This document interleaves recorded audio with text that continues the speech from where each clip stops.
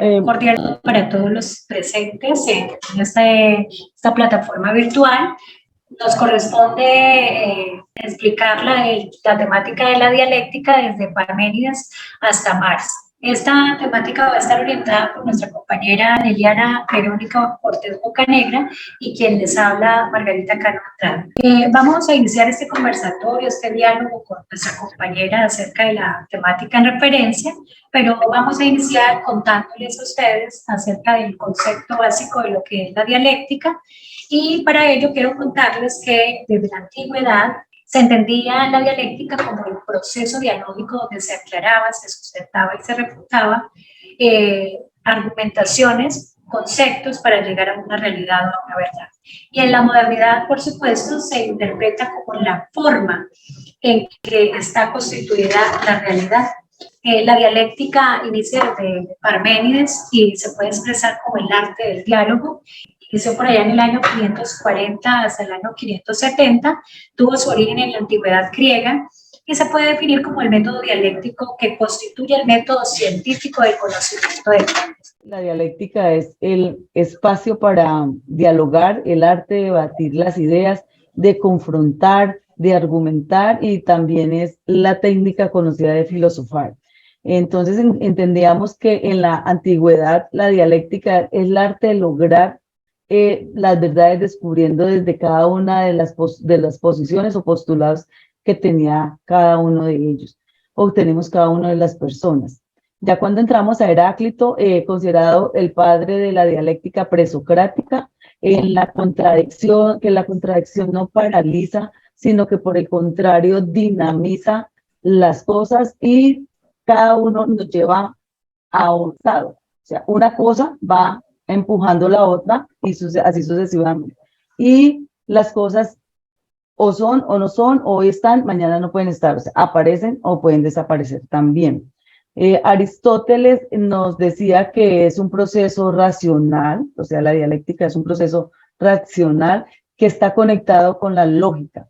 En este proceso, en este desarrollo de la lógica, también entendemos que es todo lo que interviene el ser humano o el individuo como tal, parte de las habilidades necesarias para él lograr el sustento o la argumentación de su postulado o su punto de vista o de su sustentación referente a lo que se está tratando.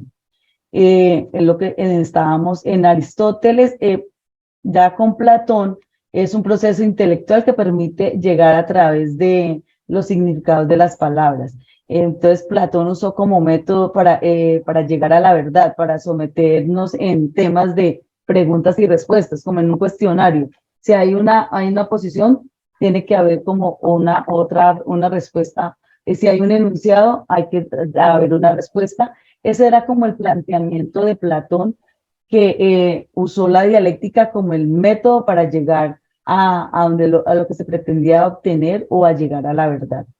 Esa era como las posturas de los primeros pensadores y filósofos de la dialéctica. Que aparecen otros filósofos que hicieron soporte y encontramos a Engel, que es un filósofo alemán que incorporó este concepto a su sistema filosófico, porque para él el desarrollo del pensamiento solo se puede dar a partir de los opuestos, de las contradicciones. Es decir, que las personas que dialogan frente a una temática tienen sus apreciaciones, pero son apreciaciones opuestas, contrarias, que nos permiten avanzar un poco más en el pensamiento. Entonces, Engel manifiesta que de la contradicción surgen las mejores ideas, las ideas más importantes del pensamiento.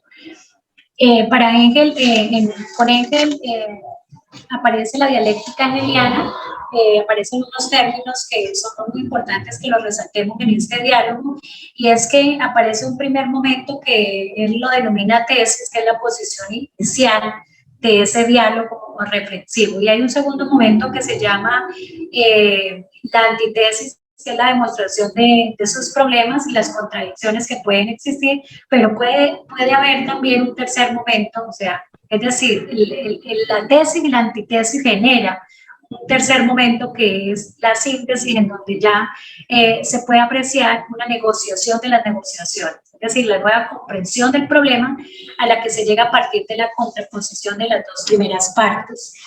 En el caso de nuestro filósofo Marx, se puede decir que él introduce al materialismo histórico este concepto, dice que la dialéctica está inmersa en las luchas, y la lucha de la concepción de los contrarios del adversario es primordial, es un eje principal para el sistema filosófico.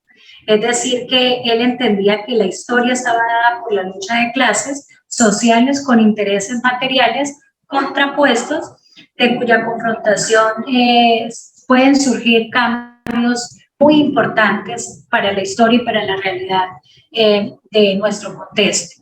En el caso de Engel, pues también tenemos sus aportes. Engel manifiesta que la ciencia que estudia las leyes más generales de la naturaleza, la sociedad y el propio pensamiento.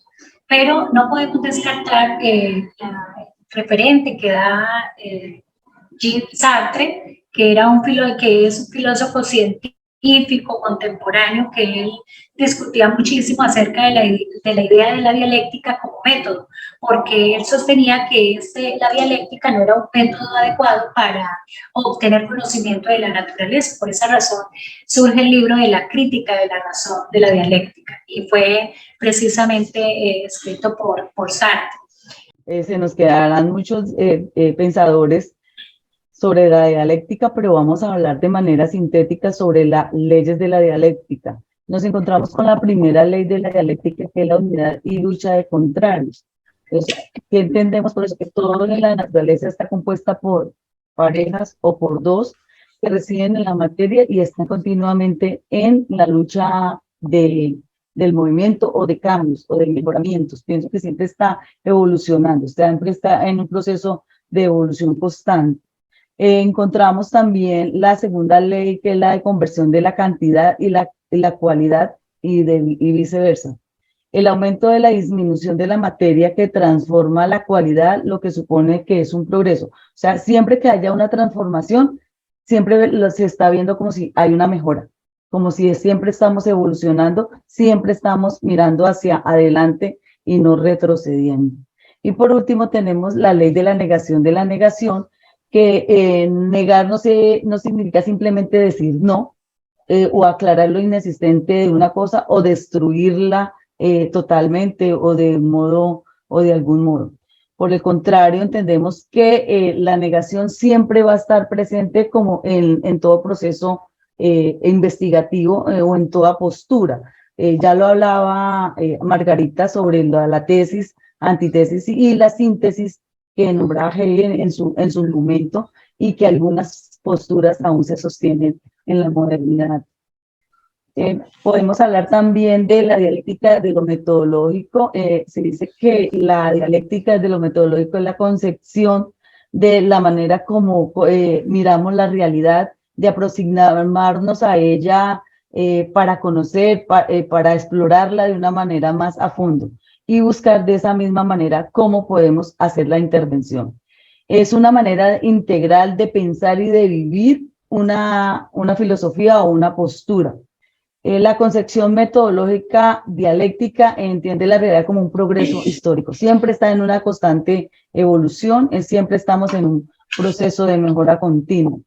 Ya de esto es de manera sintética. Ya le doy paso a Margarita para que hablemos un poco sobre lo de la Escuela de Frankfurt. Sí, la Escuela de Frankfurt es, digamos, una información que es bien importante resaltar aquí en la explicación de esta temática de la dialéctica.